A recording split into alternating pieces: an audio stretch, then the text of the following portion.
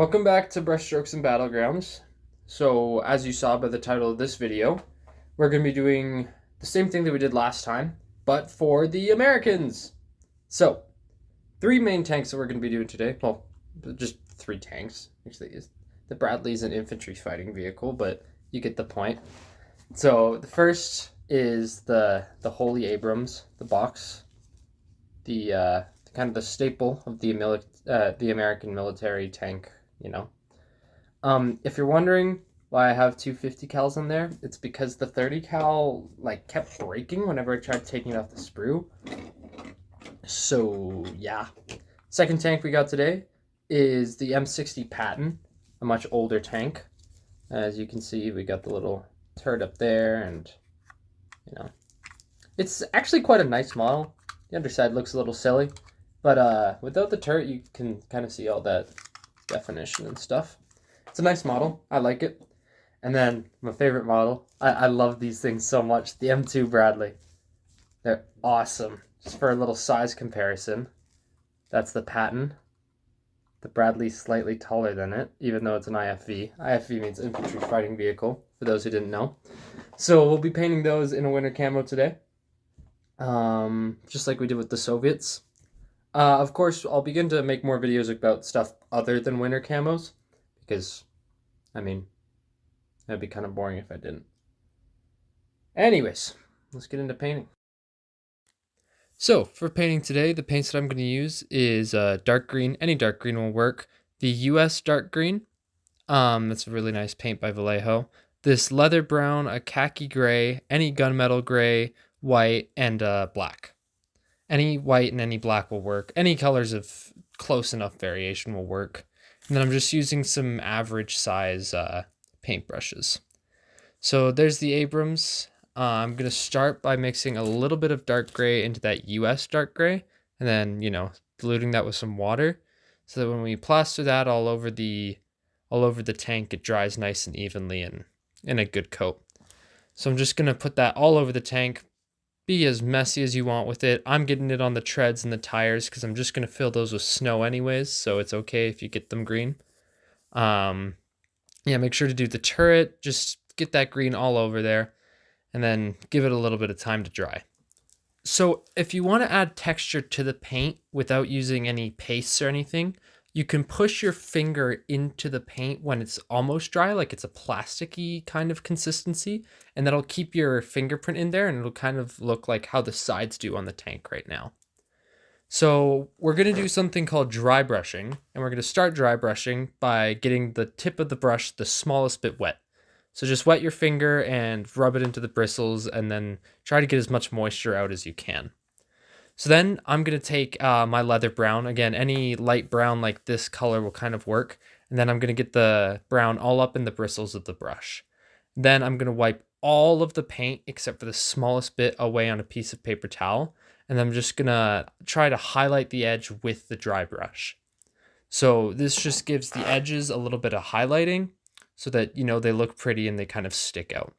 So I do this to the body of the tank and to the turret just to make those edges pop out. And you'll see in a sec those edges, after they've been dry brushed, they look pretty nice.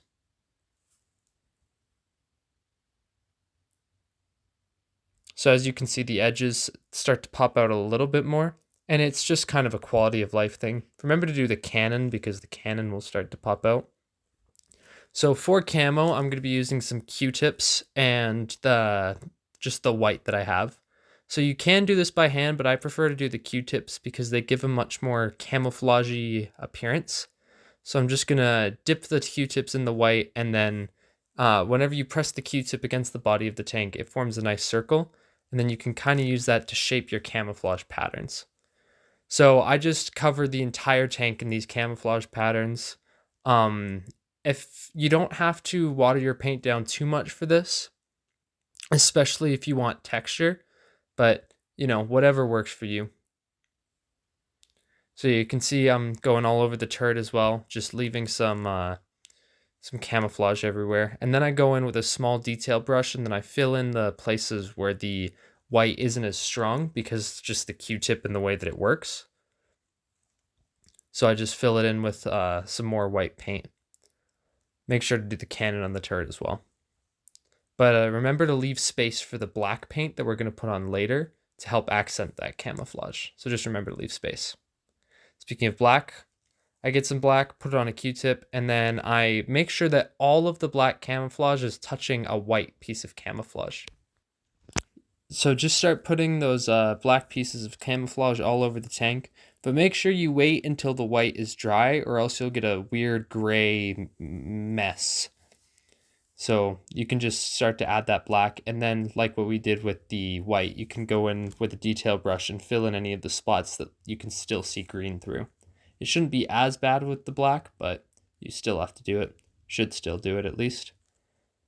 And that's what it looks like after we've added all the camouflage. But what I'm going to do is I'm going to add a dip wash to really grime that white down.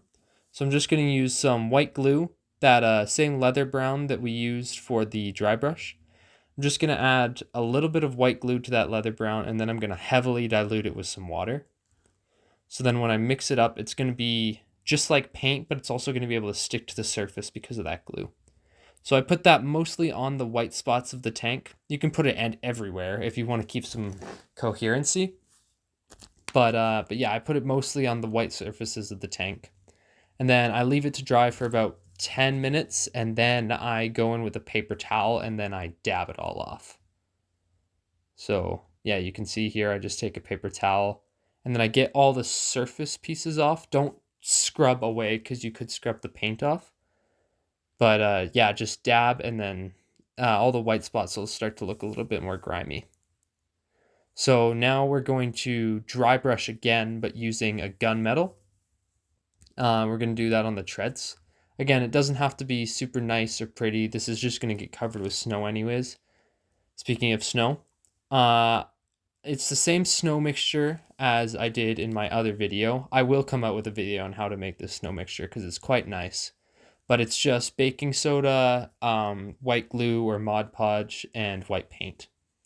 And yeah, I've just put that all over the tracks and try and get them in the road wheels to make it look like they're just full of snow. And then I do the chassis or the body of the tank as well as the turret to make it look like it has a snowed on effect. And yeah, that's the M1. Moving on to the M60, I'm going to paint the M60 with a little bit of a darker green, just like in the photo. That might just be the lighting in the photo, but I kind of like it. So I add some black to the US dark green, and then I mix that together. And then I just like the M1, I slap that all over the tank. Just be as liberal as you want with it. Remember to do the turret. And yeah, do the treads as well, because those are just going to get covered in snow as well. Yeah, do the treads. The underbody of the Patton looks a little weird. But yeah, kind of looks like a caterpillar, I like to say. So we're going to do a little bit of dry brushing with the US green instead of that brown. And just like we did on the M1, just do the sides and the big things that kind of stick out, because those will start to look really pretty with a nice light green dry brush. And you can just use the same green.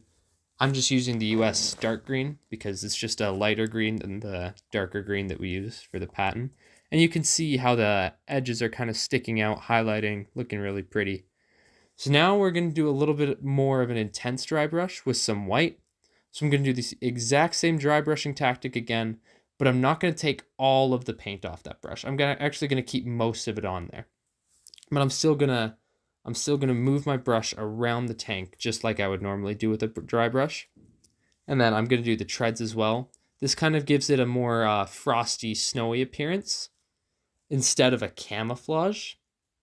Because as you can see in the picture, they don't really have a camouflage. They just kind of have this white snow all over.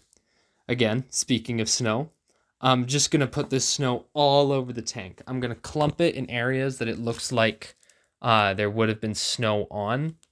So like up there on the turret and in front of the turret, in the back where the engine spokes are, in the treads, everything.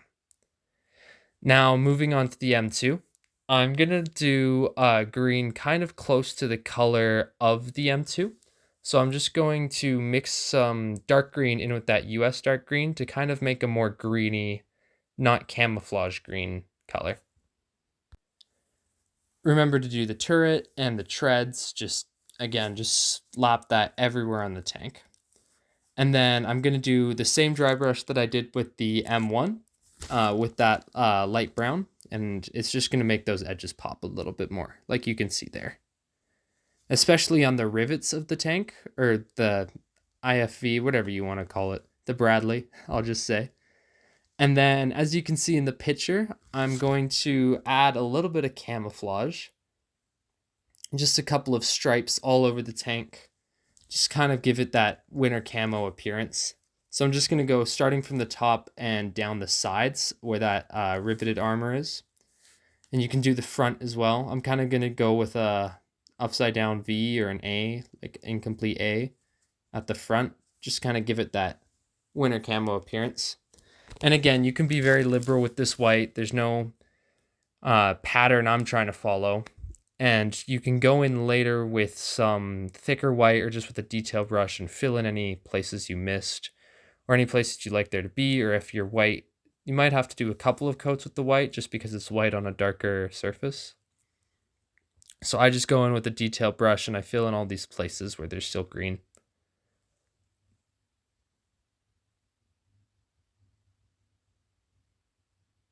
Next, I'm going to do some brown details with a khaki gray, but I'm going to mix it with some white. Again, any lightish tan brown will work, or you can do a darker one, whatever you want to do. I'm just going to kind of go off where the lines of the white are, and then just paint over the white with a bit of khaki. And then that'll start to give it kind of that desert winter camo illusion. Because Bradleys have never really fought in winter conditions properly. So a winter camo for the Bradley doesn't properly exist. So this just kind of looks a little bit more makeshift. I'll probably do a whole separate video on the Bradley just because I love it so much. But you can see here we do the same thing that we did with the Patton, where we do a more heavier dry brush, excuse me, where we don't wipe off as much paint on the paper towel as we do with a normal dry brush. And this just kind of gives it the illusion that it's been frosted over and it has snow on it. And then we're going to do the tracks and the details with our gunmetal. Any gunmetal will work.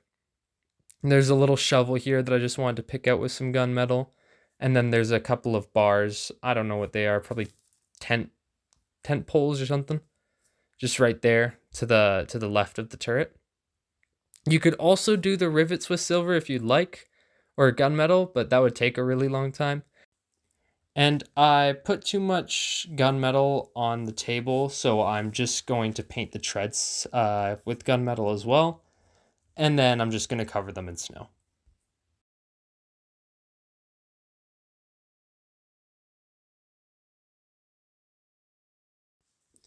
You can really just go ham with the snow all up in the tank treads and try and find any nooks and crannies. There's lots of them on this model and just fill them with snow.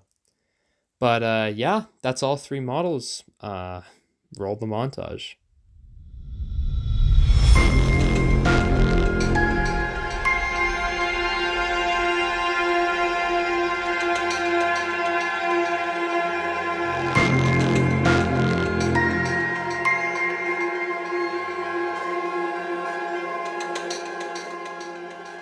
Thank you so much for watching. I hope you enjoyed this video as much as I did making it. If you have any questions or any recommendations on what we should do next, leave them down in the comments below. Make sure to leave a like and subscribe if you can. And have a great day. See you next week.